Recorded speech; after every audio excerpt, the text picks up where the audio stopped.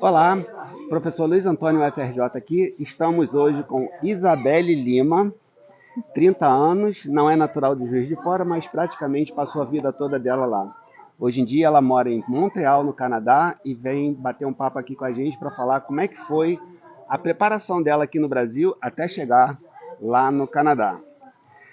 Olá, Isabelle, tudo bem? Tudo já, e você? Tudo jóia. Agradeço muito a sua participação. Eu que agradeço, E obrigada. conforme a gente havia combinado ali, eu queria que você falasse um pouquinho sobre você. Então, meu nome é Isabelle Lima, moro em Montreal faz 2 anos, sou formada em análise de desenvolvimento de sistemas e trabalho como desenvolvedora de software numa empresa de games em Montreal, 2 anos, e tenho 7 anos na área de desenvolvimento, trabalho, fui principalmente pela área de desenvolvimento Já há na 7 anos faculdade. no Canadá. Não, trabalho 7 anos, 7 anos, como incluindo aqui no desenvolvedora, Brasil. Tá. isso. E acho que é isso. Então, praticamente você está vivendo o que a gente vê nos vídeos sobre imigração. Você é da área de TI, então você está seguindo essa onda que é o que praticamente mais dá emprego, não é isso? Isso.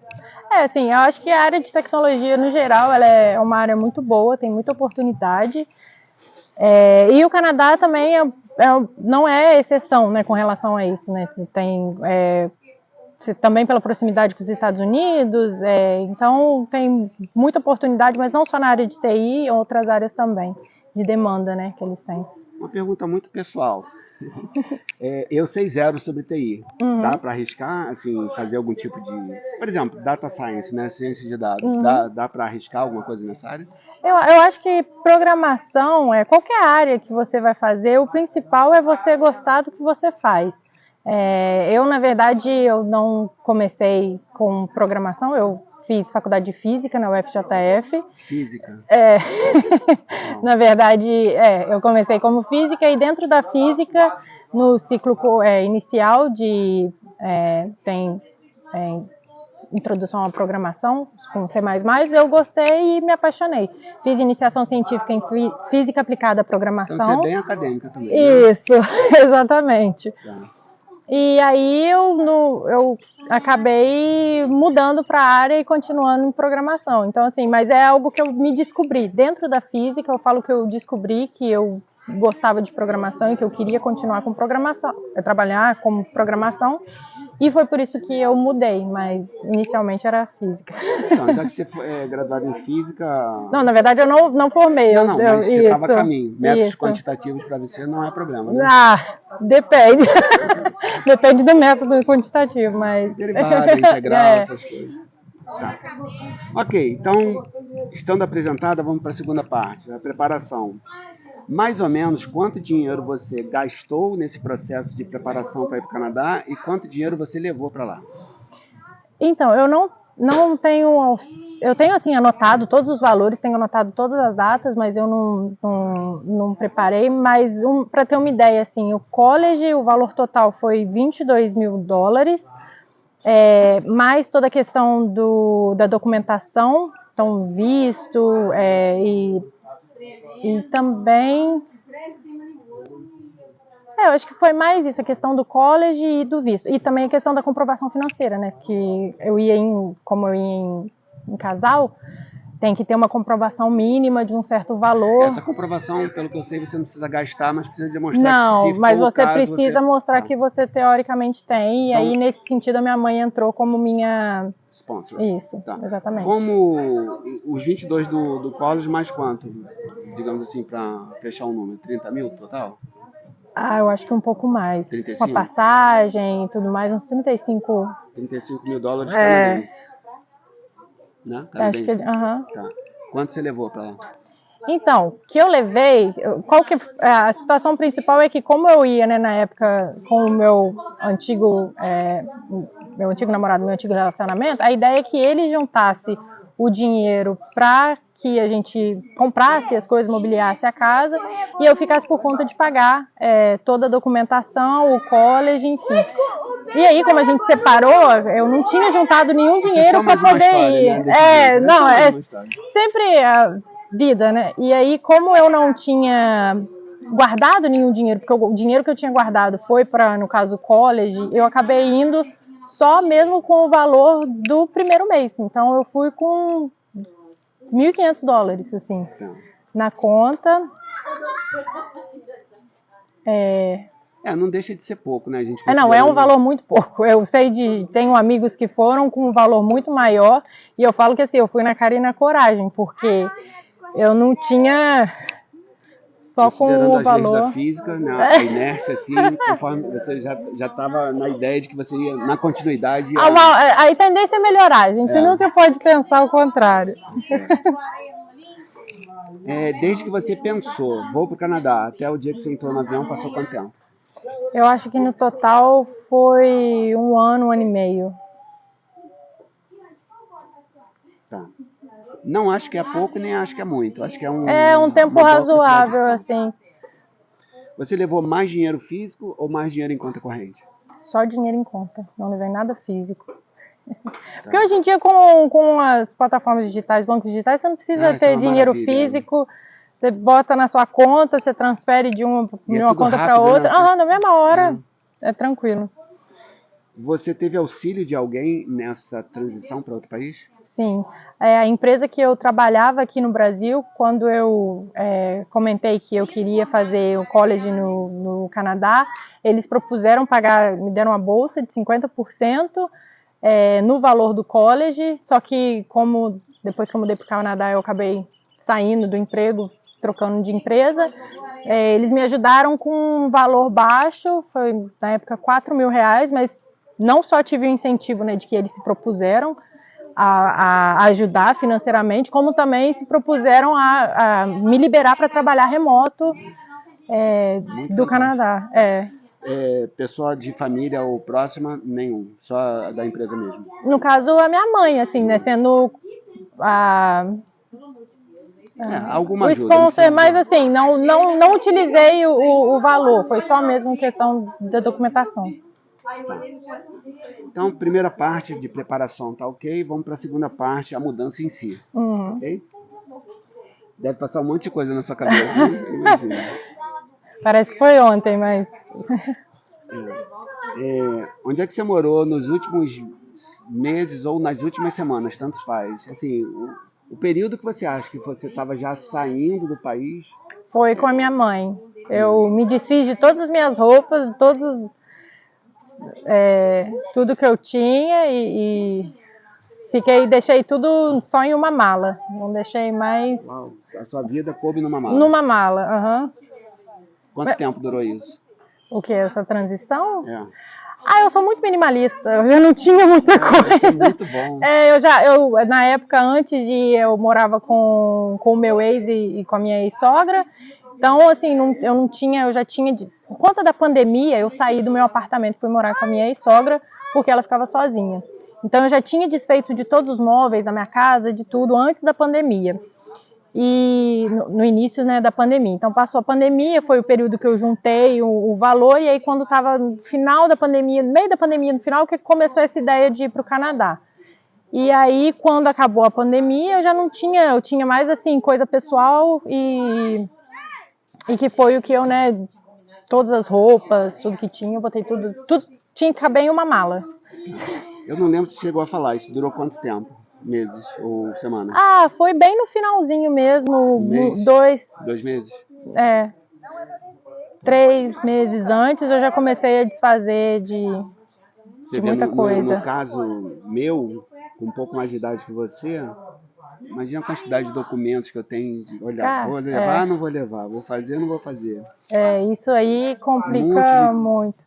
Mas eu acho que a gente é muito assim, a gente guarda muita coisa que não tem necessidade. Então eu já tenho eu sou bem minimalista em tudo, assim, em vários aspectos da minha vida, então eu já desfiz de tudo. Guardei muita, assim, coisa que era sentimental, no sentido, assim, de às vezes uma decoração, um porta-retrato, uma coisa assim, mas de resto, nada. A viagem em si, entrar no avião e chegar lá, foi ok? Porque eu vou te falar o que eu tô querendo dizer. Desde a despedida, familiares vão lá no aeroporto, E eu que estou já visualizando uma possibilidade minha, já me emociono quando eu vejo, né? Então aquela coisa, aquela choradeira, aquela coisa de entrar no avião, ficar, meu Deus, será que eu estou fazendo alguma coisa qualquer? Não deu nervoso, não deu nada, chegou lá, caramba, eu tô aqui, minha vida mudou, como é que Não, foi isso? parece que é tudo um sonho, parece que não tá acontecendo de verdade. Eu acho que eu sofri, entre aspas, assim, mais no início, mas antes de ir, nos últimos meses, mas foi mais uma crise de identidade, porque na minha concepção, o que me define como quem eu sou, Isabelle, são os lugares que eu gosto de ir, as coisas que eu gosto de comer, os lugares que eu gosto de passear, e a partir do momento que você muda para uma outra cidade, um outro país, você não sabe o que você vai gostar, se você vai gostar, se você não vai gostar. Então eu tive uma crise de identidade, no sentido de que eu nem sei mais se eu vou gostar do que eu Mas eu gosto vou te hoje. falar, eu acho isso muito esperado, é muito normal, né? Assim, Porque é não. outro país, cara, é outra vibe, né? Às vezes a gente Isso. está pensando em algumas dificuldades que a gente acha que vai ter, aquilo não tem nada. Nada a ver. Tem outras coisas que não são dificuldade pra gente, vai ser um troço assim horrível, né? Exatamente. E também a questão de, né, com a questão de quem foi me levar no aeroporto foi minha melhor amiga, junto com o namorado dela, que é a choradeira e tal, mas assim, eu nunca foi uma coisa tipo assim, eu vou pra lá, nunca mais vou voltar. Sabe, primeira oportunidade que eu tive, menos de 6 meses lá, eu comprei passagem e vim pro Brasil, fiquei um mês. Então, assim, eu sou muito adaptável e aberta a se der certo bom, se não der certo tá bom também, eu volto para casa. Então eu nunca tive tanto esse medo. Claro que né, sente e tal, nos primeiros meses eu senti muito, principalmente né, por ter chegado no inverno, mas eu fui com um ursinho de pelúcia desse tamanho que Isso aí faz uma diferença. um amigo me deu, e eu fui com ele no avião. E eu fui tirando foto do ursinho no aeroporto, mandando para os meus amigos e tal. Então, tipo do náufrago, né? Aquela bolinha exatamente. Então, assim, e os meus amigos né, morriam de rir, todo mundo, né? E eu andando, né, o pessoal comentando no aeroporto, eu andando com o ursinho, né? Cheguei no meio do inverno, puxando a mala de 32 quilos quando eu cheguei no Canadá. Ah, bom, vamos lá. Era uma mala, mas era uma mala. Era uma mala de 32 quilos, mas só isso. Beleza. Lá onde é que você morou? Ou nos primeiros meses ou nas primeiras semanas? Então, não, nos primeiros 3 meses eu entrei antes de ir, eu entrei em grupos do Facebook de aluguel e eu achei um quarto sendo alugado, um apartamento assim. Só que a ideia, o cara ele tem vários apartamentos, ele aluga os apartamentos para estudantes, mas ele não costuma alugar só o quarto, ele costuma alugar o apartamento inteiro.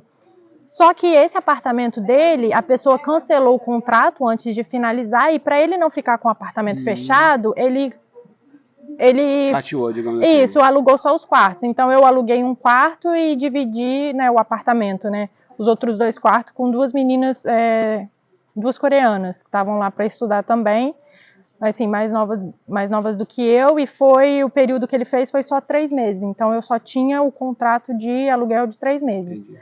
Mas aí... é um bom tempo para você assim, se encontrar. Para pelo menos, eu falei assim, pelo menos, eu ia chegar e não ia precisar comprar nada, porque ele já aluga com a cama, ele dá roupa de cama assim, travesseiro, um edredom, e todos os quartos têm a cama, um guarda-roupa e uma mesinha e escrivaninha, então eu sabia que eu ia conseguir pelo menos trabalhar, estudar, dormir, o apartamento com panela, tudo já pronto, então foi a melhor coisa, eu não precisei comprar nada. Porque geralmente esse que é o gasto maior quando você chega, né? De você ter que mobiliar uma casa, comprar tudo do zero, então esse gasto, por exemplo, eu não tive, até por isso que eu fui com um valor muito baixo, porque eu já tinha pago o valor também do aluguel, e o aluguel já estava incluso internet, luz, tudo, então já foi mais tranquilo. Beleza. Então, ainda nesse processo que a gente está chamando de mudança, você usou ainda dinheiro aqui do Brasil ou só estava usando lá? Só usava o dinheiro do Brasil, porque eu ainda estava trabalhando na empresa no Brasil, né? Seria essa a situação mais comum dos brasileiros? Não, ou seja, não. A galera já vai com uma boa quantidade de dinheiro e já usa lá. Isso, assim, dos meus amigos do college, né, que grande parte dos brasileiros que eu conheço, eles fizeram, né, o college comigo, assim, eles venderam tudo, venderam casa, carro, juntaram todo o dinheiro e vão, É isso que eu assim, quero fazer. como se... mas tem muita gente que faz, e é comum, assim, tem amigos meus que já trabalhavam na área de TI, sei lá, 20, 15 anos, e aí decidiu, vamos para o Canadá, vende tudo, vende casa, carro, sai do emprego e vai. Então essas pessoas, nesse caso, elas não têm a renda do Brasil, elas vão com o valor, transfere tudo para dólar e é isso. Não era o meu caso, porque eu ainda tinha o trabalho, né? Eu trabalhava para a empresa do Brasil, então eu praticamente só converti o meu salário para dólar canadense. Você lá trabalhava remota para a empresa aqui. Ah, legal. A diferença de hora, de fuso horário é 1 hora só, então é bem tranquilo. Isso é uma grande ajuda. Grande ajuda. Obrigada. Olha, isso é uma diferenciação, cara. Nunca ia imaginar que ia ter Nem foi programado. Nem foi programado. Isso é maravilhoso. Nossa Senhora. Obrigado. Obrigada. Caramba. É outra coisa. Vamos lá. Quanto tempo até você parar de usar o dinheiro aqui do Brasil? Então, como eu fui com a intenção de estudar, né? Eu fui estudar e já tinha o trabalho aqui, eu trabalhava para a empresa aqui do Brasil, então eu não tive assim nenhuma intenção no primeiro momento de procurar emprego. Não era algo que assim eu tinha necessidade. Amigos meus, né? Tem muito amigo meu que mora lá em Montreal também, que é de Juiz de Fora, que por coincidência a gente se conheceu. Não. Que a gente se conheceu em Montreal. Assim, ele é da mesma cidade do que eu, a gente tem amigos em comum, mas a gente só foi se conhecer pessoalmente em Montreal. Ele vivia falando comigo, você vai ter que arrumar um emprego aqui, porque a conversão do meu salário em dólar dava menos do salário mínimo. Então, assim, eu fui com o meu dinheiro contado para pagar o meu aluguel, pagar a alimentação, plano de celular e transporte, academia e acabou. Assim, eu não podia comprar nada fora. E também levei um pouco de dinheiro para comprar roupa de inverno, porque eu cheguei em janeiro, então eu tinha que comprar. Então, mas mesmo considerando essa questão de você manter o seu vínculo, não, esses vínculos não existem mais? Não, foram acho que 6 meses. Menos de um ano, então. Um período pouco, tá bom. Ok, então terminamos a terceira parte, que é a parte da mudança. Vamos entrar na penúltima, que é já lá no Canadá. Então, a gente pode dizer que você teria já cortado os vínculos, né? Já está, digamos assim, já se sentindo, talvez não ainda com a cidadania, né? Aquela coisa toda, mas já canadense. Encaminhada. Vamos lá.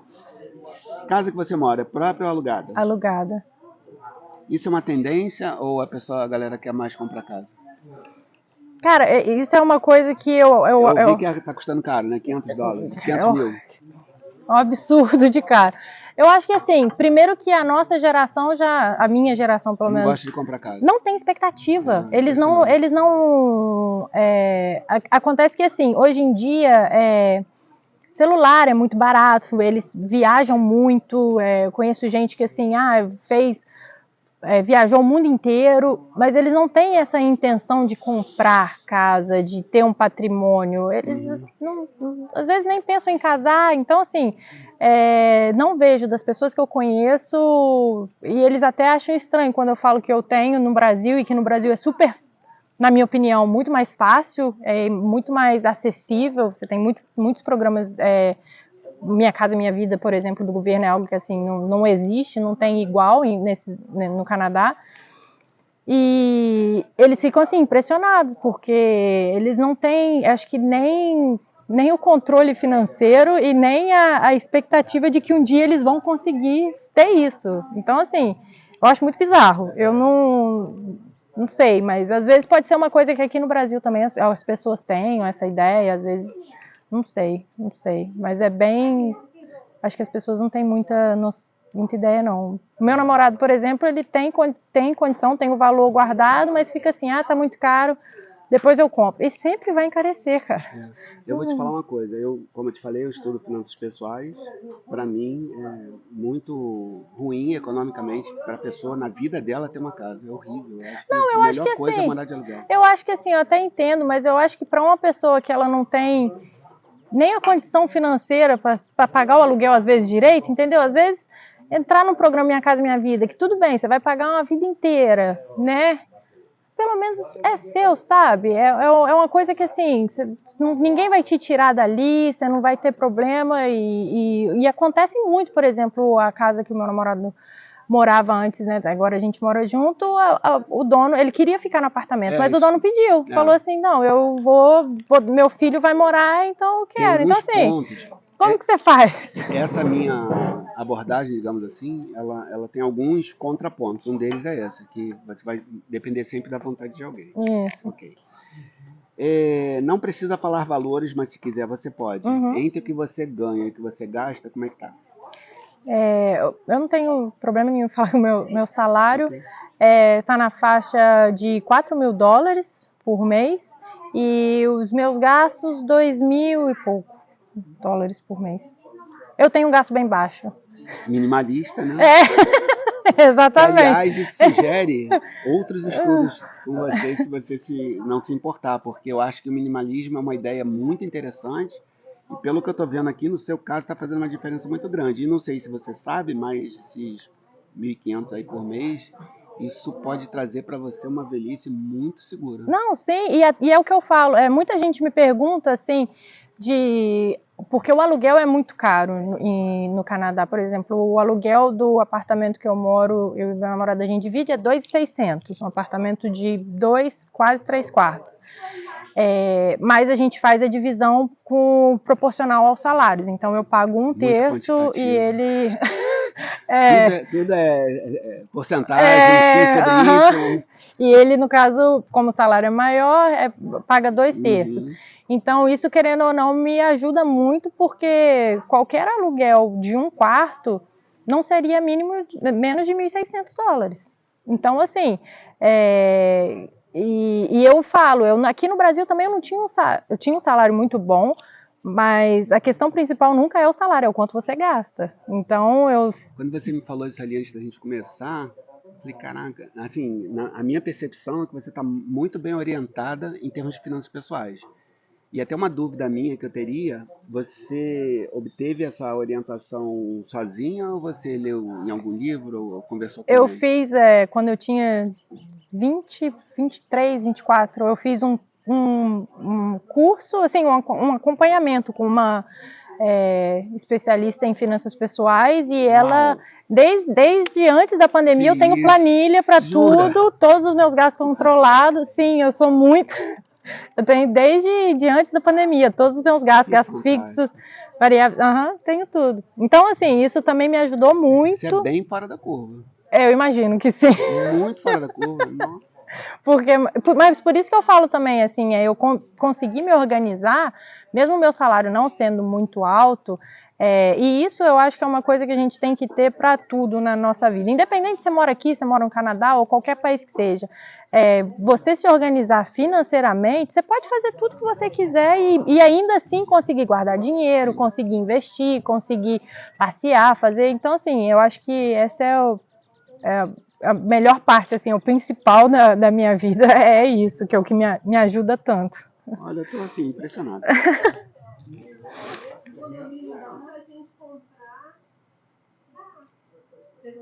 Em relação ao dinheiro aqui no Brasil, você ainda mantém conta corrente aqui no Brasil? Mantenho. Você tem investimentos aqui no Brasil? Tenho, também. Quais investimentos você pode... Então, eu tenho... eu tenho eu tenho na BTG Investimentos, eu tenho um assessor de investimentos, aí eu mando dinheiro e ele faz a organização.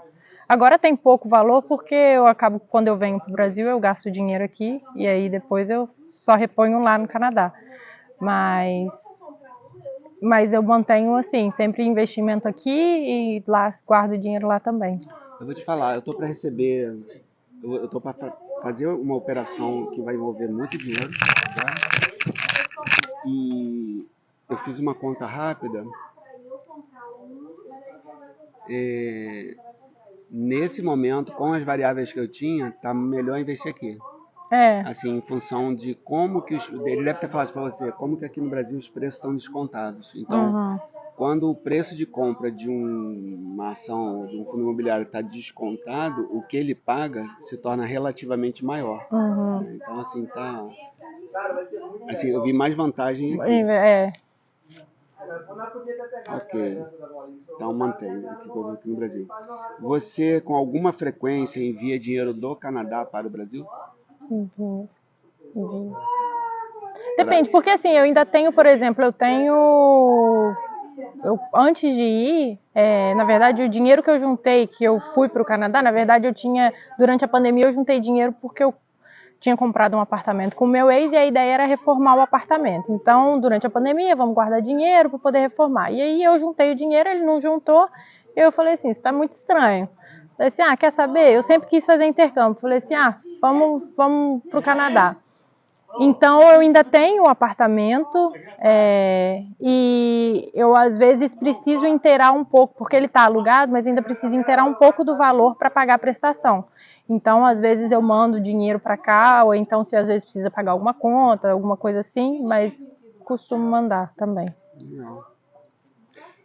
Você se formou estudou física, depois da área de TI, mas no meu caso eu fiz graduação de contabilidade e sou professor no curso de contabilidade. Então essa noção de patrimônio, de variação patrimonial, de entender principalmente os fluxos, né, que ocorrem dentro do patrimônio, sobre renda, custo, despesa, essas coisas, a percepção sobre essa dinâmica, ela é muito importante para as finanças pessoais.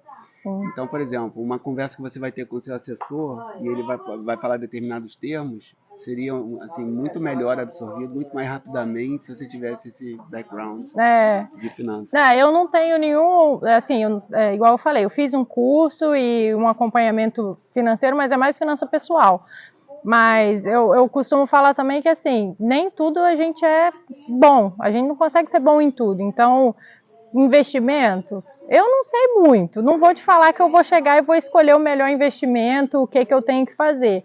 Mas eu tenho alguém que, teoricamente, o assessor, ele vai tomar conta disso, mas eu tenho só a noção de que, assim, não, preciso investir, preciso, né, me organizar financeiramente, mais finança pessoal. Mas eu mesmo pegar para investir, assim, não me arrisco muito, não. Acho que eu gosto mais de mexer com o computador. Então tá, de lá para cá você manda dinheiro. E daqui para lá? Daqui para lá, não. Ok. Penúltima pergunta, vamos lá. Se você pudesse, dentro desse controle que você faz, provavelmente tem coisas em planilha, você percebe que ano a ano, a pergunta correta é, você fica mais rica? Ou seja, a sua situação econômica, seu patrimônio líquido aumenta? Sim. Então você percebe isso. Tá? Então, nesse ponto está valendo a pena nesse sentido. Sim. Beleza. E a sua renda? Também. Acho que a tendência é sempre melhor. Beleza. Bom, dentro da quarta parte, que é a penúltima, vem essa última pergunta que eu programei aqui. Você pretende voltar para o Brasil? Então, depende. Na verdade, assim, quando eu fui pro Canadá, eu nunca tive na minha cabeça, tipo assim, eu vou ficar lá e pronto, acabou. E como eu falei, eu sou muito flexível, me adapto super, né, me adapto muito bem a qualquer situação. Então eu acho que eu vou ficar lá enquanto estiver fazendo sentido. Se algum dia sei lá, acontecer qualquer coisa, né, Trump invadir o Canadá, não sei, né, virou o estado anexado dos Estados Unidos. Fala, não fico, entendeu? Não foi para isso que eu fui. Então, assim, depende. Normalmente, quem mira no Canadá tem uma mira bem diferente da sua, né? No meu caso, eu jamais escolheria o Quebec. Você não, você só vai se for Quebec. Pois é, então, eu acho que eu sou meio estranha, assim, nesse sentido. Porque, na verdade, assim, igual eu já tinha comentado com você, nunca passou pela minha cabeça o Canadá. Na verdade, eu queria, era Europa. Mas o Quebec, assim, que por ter essa mistura de, né, ser uma região que assim tem uma cultura um pouco mais europeia, mas ainda assim tem uma vibe América do Norte também por estar no Canadá e tal. Mas o Canadá no geral é bem diferente dos Estados Unidos, assim, eles são bem mente aberta, mas uma mentalidade bem diferente. Então, no geral, assim, não iria para os Estados Unidos de jeito nenhum. Então, se vier com essa de que vai anexar, eu tô achando fora. Tô voltando para casa. Mas existe a chance de você ficar lá até... Não, sim, a minha ideia... Na verdade, assim, o que eu busco é liberdade. E nesse sentido tendo o passaporte, a cidadania canadense, o passaporte canadense, isso vai fazer com que eu tenha liberdade de, se eu quiser vir para o Brasil, ficar no Brasil, eu posso. Se eu quiser ficar lá no Canadá, eu fico. Se eu quiser arrumar um emprego lá, mas ficar, sei lá, 6 meses no Brasil, essa é a minha meta, ter essa liberdade de poder ir e vir e decidir de acordo com a minha necessidade no momento. Se eu decidir, não, eu quero ter filho e para mim criar meu filho melhor no Canadá, eu fico no Canadá, não tenho problema nenhum Eu acho que todos os países têm o seu lado bom, o seu lado ruim, todos os países têm problemas. A diferença é você escolher de acordo com a sua necessidade, né? O que você vai aceitar, o que é a sua prioridade ou não naquele momento, e é isso. Ok, eu acho que eu cumpri tudo. Eu vou caminhar agora para o encerramento. Aí eu vou fazer umas palavras rapidinhas, vou passar para você e a gente termina, ok? Beleza.